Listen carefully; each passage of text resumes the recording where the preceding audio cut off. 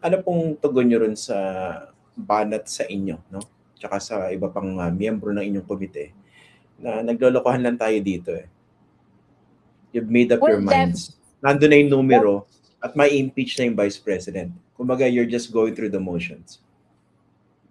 Well, it is important for us, Christian, that we follow the rules. We look into the evidence.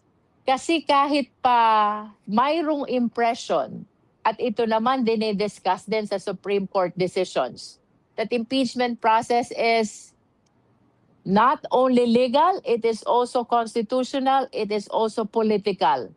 We are very much serious about evaluating and hearing the impeachment complaints because we are likewise answerable to our constituents to make sure that the decision of the committee is supported by evidence and therefore will be acceptable to our beloved countrymen, no?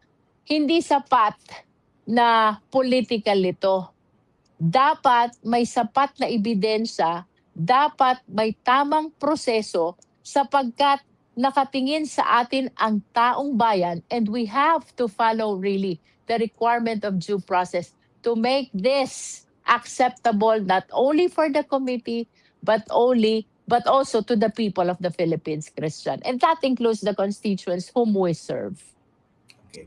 Ito rin, no? Let's talk about the apparent inconsistency or at least perceived inconsistency in the position taken by those who want to stop these proceedings. Kasi last year, ang reklamo nila, hindi sila nabigyan ng due process. Ngayon, na you are being very, very careful, baka sometimes even to a fault, to follow due process and your own rules, pumunta uli sa Supreme Court. Are you also somehow confused? Yes, To the of point course, where- Christian. Because you will remember we are part of the prosecution panel during the impeachment process in 2025, no? And we are very much aware na bagaman ang stand namin, we are compliant with the second mode of filing an impeachment. That is by signature of at least 1/3 of the members of the House.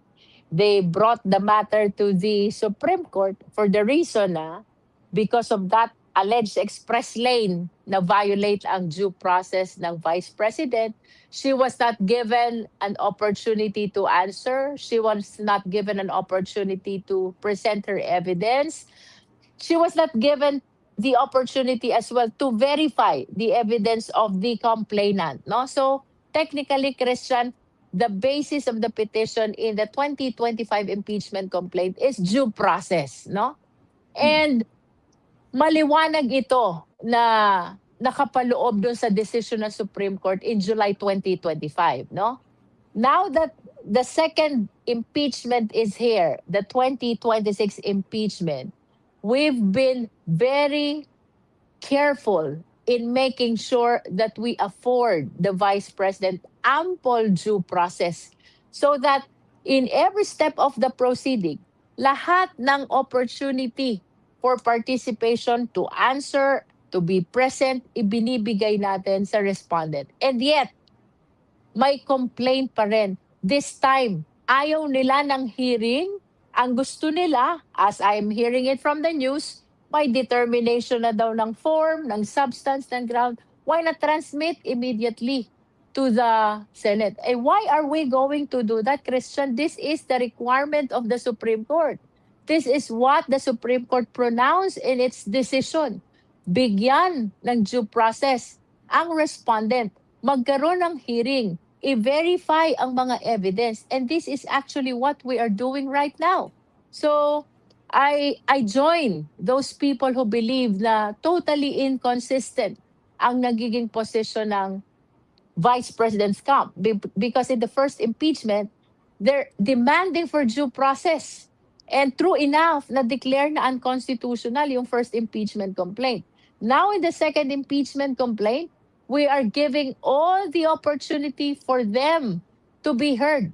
Yung due process na hinihingi nila, yung hearing na hinihingi nila, yung verification ng evidence na hinahanap nila. Everything are being provided to them right now. And yet, ang gusto nilang mangyari ngayon, wag mag-hearing at i-transmit na sa Senate. How can we do that, Christian, when the rules of impeachment and even the decision of the Supreme Court in 2025 both require for a hearing of the impeachment complaints? And I think the comparison is there, it's quite obvious, no?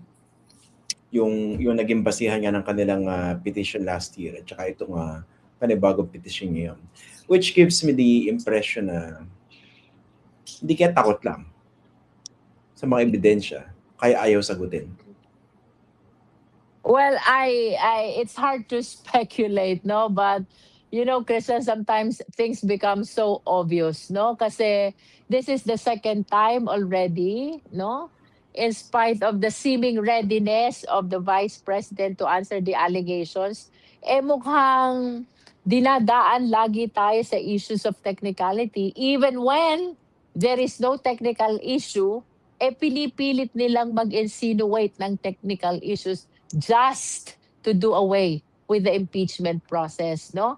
At syempre, tayo naman sa Justice Committee, because we are aware of the diligence and the caution that we've been exercising since day one of our impeachment proceedings, we feel sad na bakit ganito? Why not instead answer the allegations para to realize the mandate of accountability. After all, ito ang mandato ng saligang batas eh. Ang sabi sa atin, public office is a public trust. Public officials must be accountable to the people at all times. Then let us be answerable. Let us be accountable to the people. After all, 2024 pa itong allegations na ito. It's about time sagutin na and do away with discussion of technical issues. After all, the Justice Committee, in all fairness, have been so compliant with all the requirements, be it the rules of impeachment, the Constitution, and the decisions of the Supreme Court.